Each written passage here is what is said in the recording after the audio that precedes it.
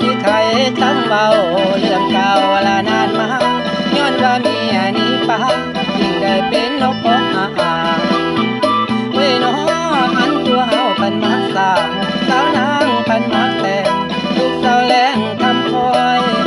ทาตั้งแต่กินตั้งแต่กิน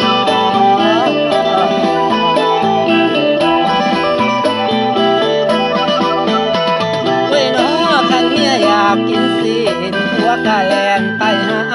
คันเมียอยากกินปลาสิแลนมาหาตอนเมียเอ๋ยถึงยามนอนกะวิให้ตามใจหมดทุกอย่างขอแต่นางอยากได้ตามใจน้องแม่นทุกแนวตามใจน้องแม่นทุกแนวละนา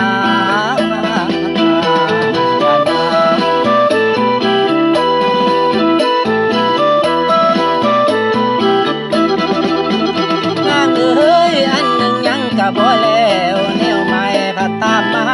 อยากได้แนวมาทางก็ไปหาหน่อไม้เว้ยน้อ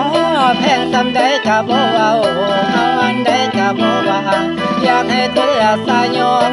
ว่าเมียอ้ายนั้นผู้งามว่าเมียอ้ายนั้นผู้งามเจ้า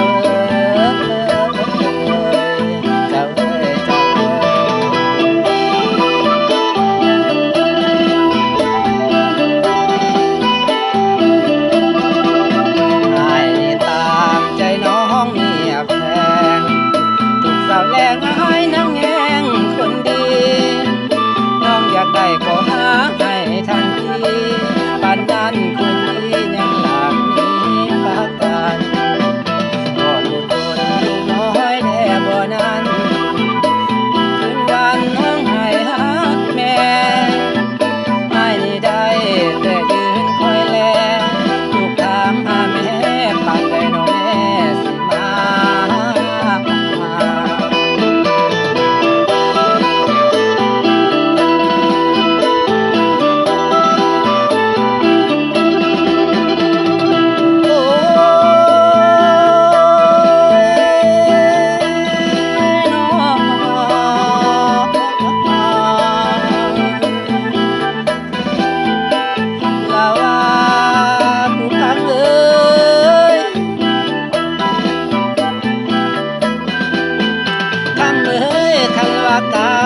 บ้านก็ยังส่งเสียงดังคำเอ้ยคันว่านกภาคหังมันก็ยังส่งเสียงห้องเว้ยน้อบาดว่านางใจห้องคำเดียวมีเอิ้นสั่งสั่งอีหยังโนบาดอายจึงไหลล่างแม่นหางนี้จึงไหลล่างแม่นหางนี้เจ้า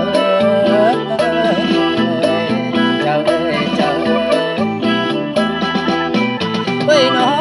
พอแต่ฝ่าหุ่นแจ้งเสียงไก่น้องมันคันคือสิเห็นเมียแพงแต่งโตเมื่อยามสาวคำเอ้ยถึงเมื่อยามกินข้าวกินลิ้นนางยามกินตอนนางยังให้ปอนตอนนั้นจือบ่ลืมตอนนั้นจือมี